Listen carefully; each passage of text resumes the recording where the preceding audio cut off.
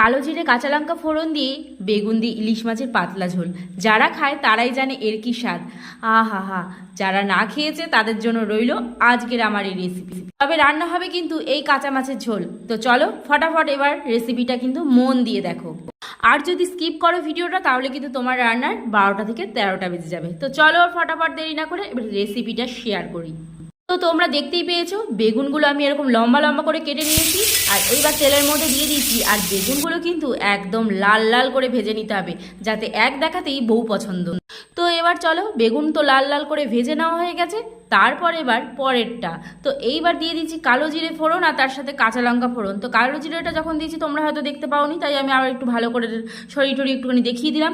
তারপর একসাথে ভালো করে নাড়াচাড়া করে সমস্তগুলোকে ভেজে নিচ্ছি, যাতে কালো জিরের গন্ধ কাঁচা লঙ্কার গন্ধ বেশ সুন্দর করে গন্ধটা যখন বেরিয়ে যাবে তখন এর মধ্যে দিয়ে দিলাম জল। এতে কিন্তু কোনোই মশলা অ্যাড করলাম না, দেখতেই পেয়েছো তোমরা।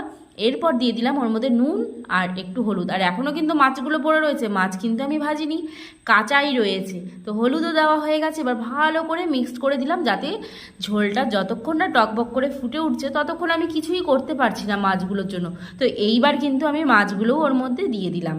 তো এবার মাছগুলো দেওয়ার পর ঢাকা চাপা দিয়ে দেবো। আর টক বগিয়ে যখন ফুটবে আর সারা বাড়ি পাড়া শুদ্ধ গন্ধ হয়ে যাবে না, এখনকার মাছে আর অত পাড়া শুদ্ধ বাড়ি শুদ্ধ গন্ধ হয় না, তবে মোটামুটি গন্ধ বেরোচ্ছিল। তবে আগেকার আমার ছোটোবেলাকার কথা বলছি, তখন ইলিশ মাছ খেলে একবারই খেলে 5 বারই জানতে পারতো। তখনকার ইলিশের স্বাদ আর গন্ধ এখন আর নেই, কারণ যত তেল এখন আমরা মানুষরাই খাই, মাছের গা দিয়ে একটুকু তেল বেরোলো না। তাই লাস্টে আবার একটুখানি তেল, কাঁচা তেল দিয়ে দিলাম, যাতে একটু ভালো সেন্টটা বেরিয়ে যায়। তো আমার তো রেসিপি রেডি, আর এখন আমি বাড়িতে সার্ভ করে নিচ্ছি। এবার খাওয়ার পালা। তো কেমন হয়েছে দেখতে আর রেসিপিটা তোমাদের কেমন লাগলো অবশ্যই কিন্তু কমেন্ট করতে একদম ভুলো না। আর ভালো লাগলে একটা লাইক করে দিও, নতুন বন্ধুরা পাশে থেকো।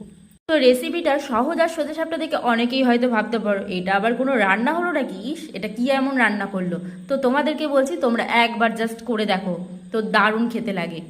তো আজকের মতো তাহলে টাটা বাই বাই, আবার দেখা হচ্ছে নেক্সট অন্য কোনো ভিডিওতে। বন্ধুরা তোমাদের সঙ্গে সুস্থ থেকো, খুব ভালো থেকো।